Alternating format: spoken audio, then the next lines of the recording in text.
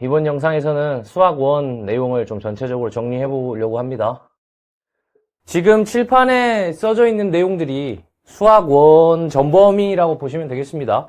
우리가 수학 2랑은 다르게 수학 1은 이렇게 유형을 다 분류해서 암기하는 게 참 중요한데요. 말투가 좀 이상한데 어쨌든 간에 지금 보시면 지수로그는 연산과 함수, 상학함수는 연산함수 활용, 수열은 알려진 수열, 수열의 합, 귀납법 이렇게 되어 있다.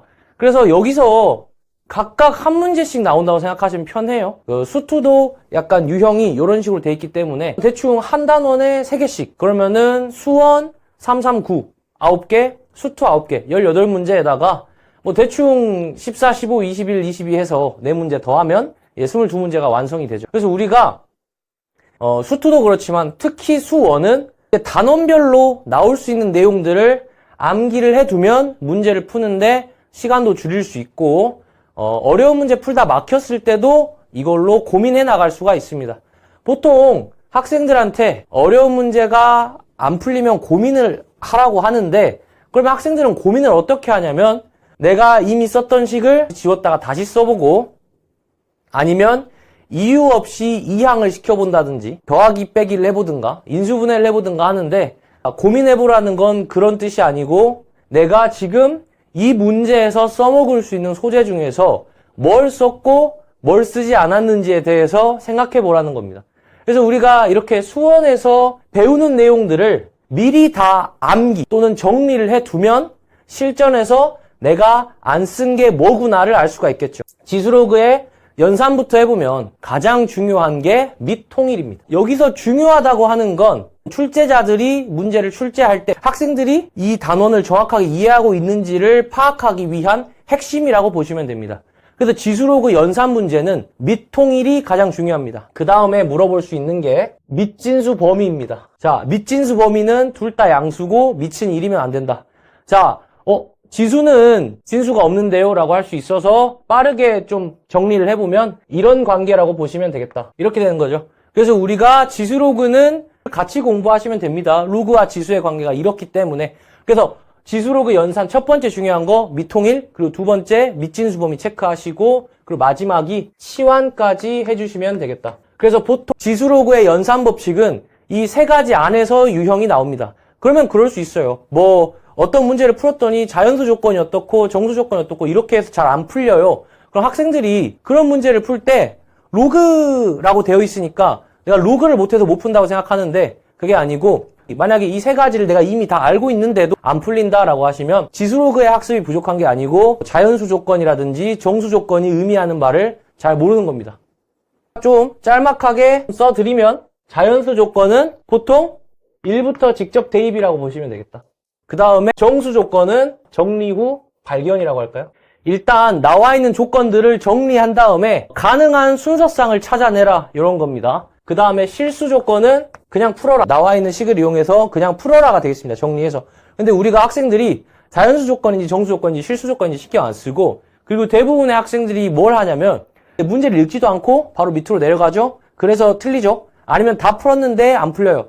라고 하는데 평가원 문제나 수능 문제는 처음에 나와 있는 번호부터도 중요합니다. 왜냐하면 번호대에 따라서 내가 할 수 있는 전략이 달라질 수 있기 때문에 예를 들어서 12번 문제를 풀고 있는데 깊은 발상을 요구하지 않습니다. 12번은. 그러면 내가 너무 어렵게 풀고 있는 게 아닐까 하고 검토를 다시 해봐야 되는 거고 15번 문제가 너무 쉽게 풀렸다라고 하면 내가 조건을 놓치고 있다라든지 아니면 케이스를 따져야 되는데 운이 좋게 정답 케이스만 바로 보였던 거죠. 그래서 우리가 번호부터도 중요하다. 특히 학생들이 많이 놓치는 게 자연수, 정수, 실수 이런 것들이 있습니다. 그 다음은 지수로그 함수인데요. 지수로그 함수는 중요한 게 뭐다? 식을 같이 한번 써봅시다. 여기에 표시되어 있는 파트만 중요하다고 보시면 되겠습니다. A가 밑, B가 점근선이죠. 그래서 우리가 지수로그 함수에서 가장 중요한 거는 1번이 점근선, 그리고 2번이 밑이다. 그래서 항상 지수로그 함수 문제를 풀 때는 점근선부터 표시해 주시고 그리고 밑을 통해서 방향을 결정해서 그려주시면 되겠습니다. 자, 여기서 좀 더 나아가서 특징까지는 아니지만 외워두면 좋은 게 3번이 로그를 통해 좌표 찾기가 있어요. 특히 Y좌표만 알려준 경우에 로그를 씌워서 x좌표를 찾아가는 문제들이 많이 있습니다. 그 다음 4번이 역함수 관계입니다.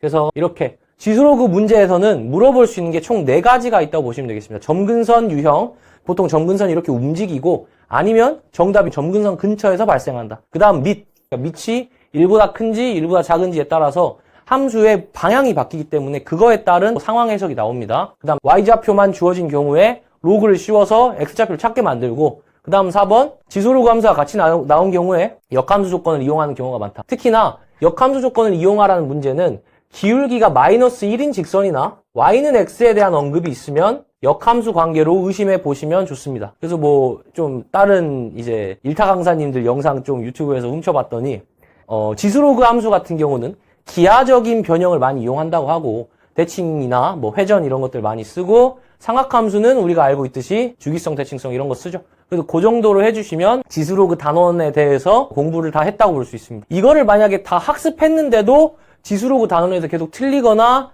문제를 못 맞춘다라고 하면은 지수로그에 대한 개념이 부족한 게 아니고 수학의 문제 푸는 기본 원리가 약할 수 있습니다. 그래서 그런 것들은 정리를 한번 하셔야 돼요. 실질적으로 수능, 특히 수1에서 학생들이 문제를 못 푸는 건 개념을 몰라서가 아니에요. 수학 기본 성질을 몰라서 그럴 때가 많다. 그래서 그거를 좀 신경 써서 외워주시면 됩니다. 아까 말씀드린 것처럼 뭐 자연수, 정수, 실수 이런 것들 이용해가지고 해주시면 되겠습니다. 그 다음에 이제 삼각함수인데요. 삼각함수 연산에서 외워야 되는 거 3가지 있었죠? 각변환 공식. 자, 이제 슬슬 에너지가 딸려서 대충 하도록 하겠습니다. 어쨌든 그래서 연산에서는 각변환 공식 그리고 제곱 공식 있죠. 그 다음에 탄젠트는 코사인분의 사인이다.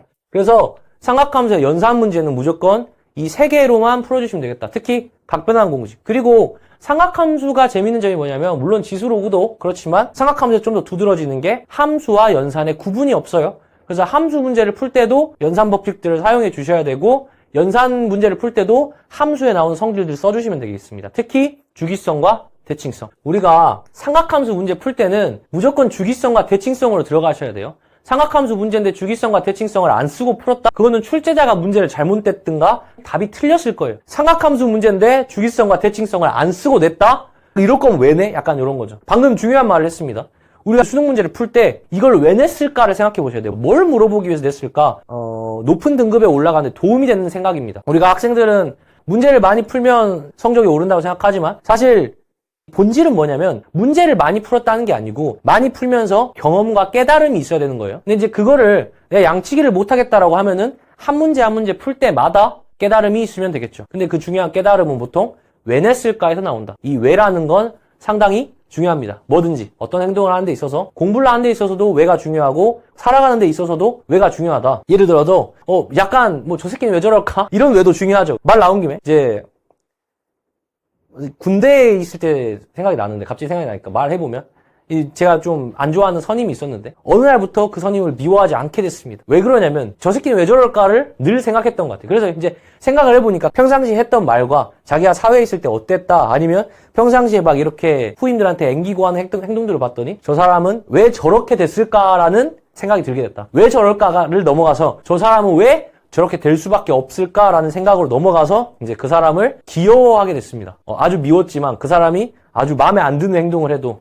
예를 들면 주말에 누워 있었는데 갑자기 와가지고 야 나 배가 너무 아파 이래가지고 제가 뭐 남자친구도 아니고 엄마 아빠도 아닌데 갑자기 저한테 와가지고 바로 윗선임이었는데 누워가지고 롤토체스 하고 있는데 갑자기 침대에 이렇게 와서 서가지고 딱 이렇게 호날두 자세로 서가지고 야 나 배가 너무 아파 이러는 거예요. 그래가지고 예? 물론 나도 정상은 아니긴 한데 너무 어이가 없어가지고 예? 이랬습니다. 사실 군대에서 예? 라는 말은 이제 나는 미쳤다라는 소리인데 잘 못 들었습니다. 나갔어야겠죠. 근데 이제 예 그랬는데 아니 나 배가 너무 아프다고 그래가지고 어이가 없어가지고 아니 의무실 가십시오 이랬더니 선임이 이제 자기 일 아니라고 막말하네 이러는 거예요. 이게 무슨 막말인지 모르겠는데 근데 거기서 딱 느낀 거죠. 아, 저 사람은 왜 저렇게 됐을까? 이 사람은 애정을 갈구하는 사람이다. 그래서 그때부터 애정을 주진 않고 애정 어린 시선으로 바라보기로 했습니다. 그랬더니 그 사람이 하는 모든 행동이 미워 보이지가 않고 귀여워 보이더라.